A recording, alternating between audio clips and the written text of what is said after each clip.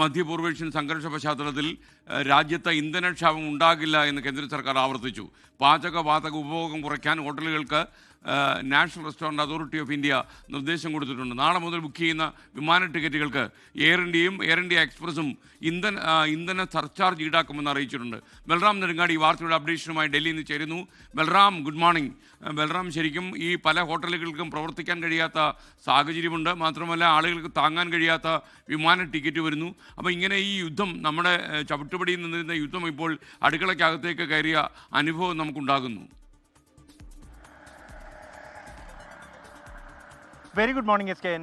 ഈ പശ്ചിമേഷ്യയിലെ സംഘർഷം തുടങ്ങുമ്പോൾ ലോകരാജ്യങ്ങൾ ആശങ്കപ്പെട്ടിരുന്ന ആ ഒരു സാഹചര്യത്തിലേക്ക് ഇപ്പോൾ 10 ദിവസം ഈ സംഘർഷം പിന്നിടുമ്പോൾ എത്തിച്ചേരുന്നു എന്നുള്ളതാണ്. ഇന്ത്യയിലും പലയിടങ്ങളിലും, പ്രത്യേകിച്ച് പ്രധാന നഗരങ്ങളിൽ മുംബൈ, കൊൽക്കത്ത, ഹൈദരാബാദ്, ബംഗളൂരു അടക്കമുള്ള നഗരങ്ങളിൽ റെസ്റ്റോറൻറ്റുകളിൽ ഇന്ധനക്ഷാമം ബാധിച്ചതായുള്ള റിപ്പോർട്ടുകൾ പുറത്തു വരുന്നുണ്ട്. പല റെസ്റ്റോറൻറ്റുകൾക്കും പ്രവർത്തിക്കാൻ കഴിയാത്ത സാഹചര്യം നിലനിൽക്കുന്നുണ്ട്. എന്നാൽ രാജ്യ തലസ്ഥാനത്തെ ഈ ഒരു ഇന്ധനക്ഷാമമോ അല്ലെങ്കിൽ ഈ കൊമേഴ്ഷ്യൽ സിലിണ്ടറുകളുടെ ക്ഷാമമോ ഇതുവരെയും ബാധിച്ചിട്ടില്ല. ഡൽഹിയെ സംബന്ധിച്ചിടത്തോളം പ്രധാനമായും വീടുകളിൽ പൈപ്പ് ലൈൻ വഴിയുള്ള ഗ്യാസ് സപ്ലൈ ആണ് നടന്നു വരുന്നത്. അതിനെ ബാധിച്ചിട്ടില്ല. ഒപ്പം തന്നെ കടകളെയും റെസ്റ്റോറൻറ്റുകളെയോ ഇതുവരെയും ബാധിച്ചിട്ടില്ലാത്തതാണ് സാഹചര്യം. അതേസമയം കേന്ദ്ര സർക്കാർ ഈ വിഷയത്തിൽ രാജ്യത്ത് അത്തരത്തിലൊരു ഇന്ധനക്ഷാമത്തിന്റെ പ്രതിസന്ധി ഉണ്ടാകില്ല എന്ന കാര്യം ആവർത്തിക്കുകയാണ്. നേരത്തെ പെട്രോളിയം മന്ത്രി ഹർദീപ് സിംഗ് പുരിയും ഒപ്പം തന്നെ വാണിജ്യ വ്യവസായ മന്ത്രി പീയൂഷ് ഗോയലും ഇക്കാര്യം കഴിഞ്ഞ മണിക്കൂറുകളിലും ആവർത്തിച്ചിരുന്നു. ആവശ്യമായ നടപടികളെല്ലാം തന്നെ കേന്ദ്ര സർക്കാർ സ്വീകരിച്ചിട്ടുണ്ട് എന്നും സാഹചര്യങ്ങൾ സൂക്ഷ്മമായി തന്നെ നിരീക്ഷിക്കുകയാണ് എന്നുമാണ് സർക്കാർ അറിയിച്ചിരിക്കുന്നത്.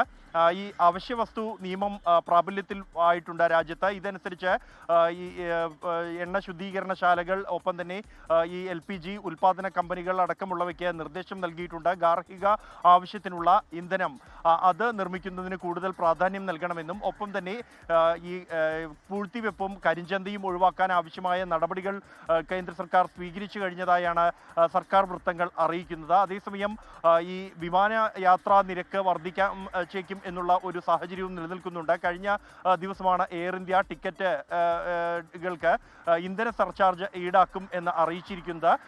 കാരണം വ്യോമയാന ഇന്ധനത്തിന്റെ വില വർധനവ് താങ്ങാൻ കഴിയാത്ത സാഹചര്യം ഉണ്ടായിരിക്കുന്നു. സർവീസുകൾ മുടങ്ങാതിരിക്കുന്നതിനായി ഈ മാസം 18 മുതൽ സർചാർജുകൾ ഈടാക്കുമെന്നാണ് അറിയിച്ചിരിക്കുന്നത്. അത് ആഭ്യന്തര സർവീസുകൾക്കും ബാധകമാകും. എന്തായാലും സാഹചര്യങ്ങൾ കേന്ദ്ര സർക്കാർ സൂക്ഷ്മമായി തന്നെ നിരീക്ഷിച്ചു വരികയാണ്. Thank you. ബൽറാം നെടുങ്ങാടിയാണ് വിവരങ്ങളുമായി ചേർന്നത്.